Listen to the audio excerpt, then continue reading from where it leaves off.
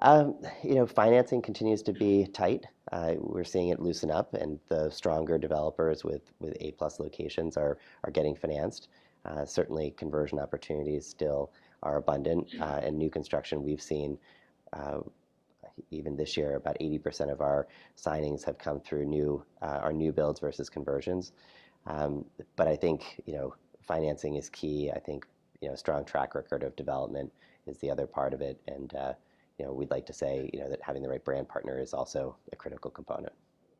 The financing markets for new development is still a little difficult to attain.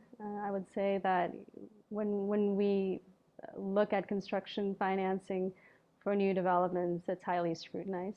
Well, the big issue is getting construction financing because it is cheaper to really buy than to build right now. Lenders do like cash flowing properties. It's more efficient for them to finance those type of hotels. So basically, until there's a lot of construction financing available, you're not going to really see a lot of new development. Development is still difficult. It takes a lot of time, patience, and money to secure land, get the permitting, and financing too has been, even though it has been advertised that's becoming easier, it's still a very complex process.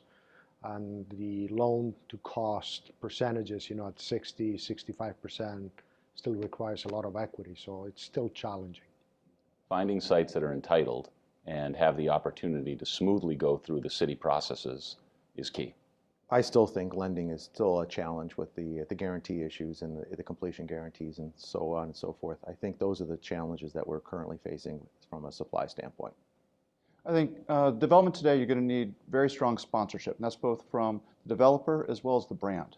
And some of the strong brands are really using their balance sheet to back development. Starwood is really trying to support the Aloft and Element brands. Cambria is another brand that's really backing it. Hyatt Place is another brand. And with those brands, they are providing performance guarantees or operating guarantees that'll help you get financing. Management, if you get professional management, that'll also help get the financing easily. Chief obstacles to development today at the upper end of the market, where you have a lot of the luxury and the upper upscale type developments, has to do a lot with financing and putting together the capital stack in order to get those projects done. Well, that being one, that it is easier and more cost efficient to buy a hotel and renovate it. And second of all, let's face it, that the A positions are gone. The A spots are gone. So you're not always finding even a B spot. At this point, I think the biggest obstacle is the lack of financing or just the difficulty of getting financing.